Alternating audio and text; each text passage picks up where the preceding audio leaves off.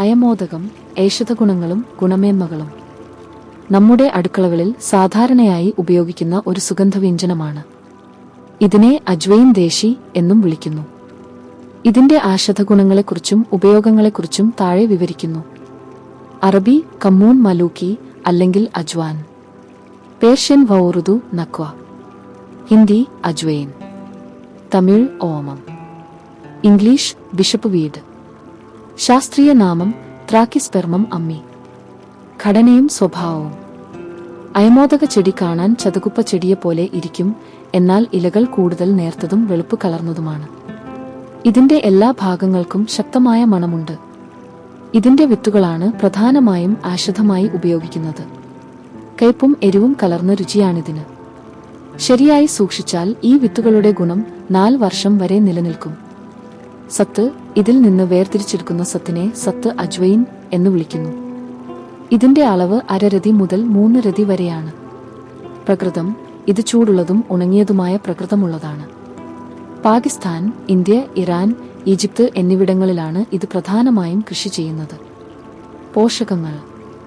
അയമോദകത്തിൽ ധാരാളം നാരുകൾ, protein, calcium, potassium, carbohydrate എന്നിവ അടങ്ങിയിരിക്കുന്നു. കൂടാതെ ഇതിൽ ആന്റിഓക്സിഡന്റ്, ആന്റിബാക്ടീരിയൽ, ആന്റിഫംഗൽ ഗുണങ്ങളും ഫാറ്റി ആസിഡുകളും അടങ്ങിയിട്ടുണ്ട്. പ്രധാന ഗുണങ്ങൾ: പല്ലിന്റെ ആരോഗ്യം. പല്ലുവേദന കുറയ്ക്കാനും വായിലെ ബാക്ടീരിയകളെ നശിപ്പിക്കാനും സഹായിക്കുന്നു. ശ്വാസകോശ രോഗങ്ങൾ, ചുമ, കഫക്കെട്ട്, ആസ്ത്മ എന്നിവയ്ക്ക് ആശ്വാസം നൽകുന്നു. ദഹനപ്രക്രിയ. ഗ്യാസ്, വയറുവേദന, ദഹനക്കേട്, വിശപ്പില്ലായ്മ എന്നിവ പരിഹരിക്കുന്നു. വയറ്റിലെ വിരകളെ നശിപ്പിക്കാൻ ഇത് ഉത്തമമാണ്. കരൾ. കരളിന്റെ പ്രവർത്തനം മെച്ചപ്പെടുത്താനും വീക്കം കുറയ്ക്കാനും സഹായിക്കുന്നു. രക്തസമ്മർദ്ദം. ഉയർന്ന രക്തസമ്മർദ്ദം നിയന്ത്രിക്കാൻ സഹായിക്കുന്നു. അസ്ഥികൾ. ഇതിലെ കാൽസ്യം അസ്ഥികളെ ബലപ്പെടുത്തുകയും സന്ധിവേദന കുറയ്ക്കുകയും ചെയ്യുന്നു. വൃക്ക. വൃക്കയിലെയും മൂത്രസഞ്ചിയിലെയും കല്ലുകളെ അലിയിച്ചു കളയാൻ സഹായിക്കുന്നു. ഉപയോഗിക്കുന്ന രീതികൾ: പൊടി രൂപത്തിൽ ഭക്ഷണത്തിന് മുമ്പോ ശേഷമോ 1/2 ടീസ്പൂൺ പൊടി കഴിക്കാം.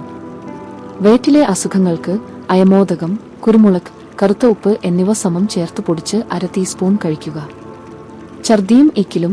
ഏതാനും അയമോദക വിത്തുകൾ വായിലിട്ട് ചവയ്ക്കുന്നത് ഇക്കിലും ഛർദിയും മാറാൻ സഹായിക്കും. ജലദോഷം.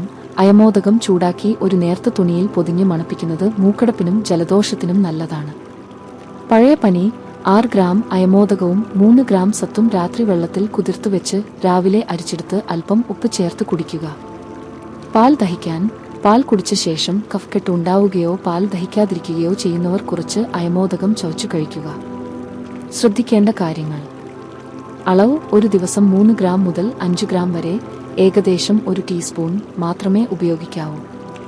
അമിതമായാൽ ദോഷകരമാണ്.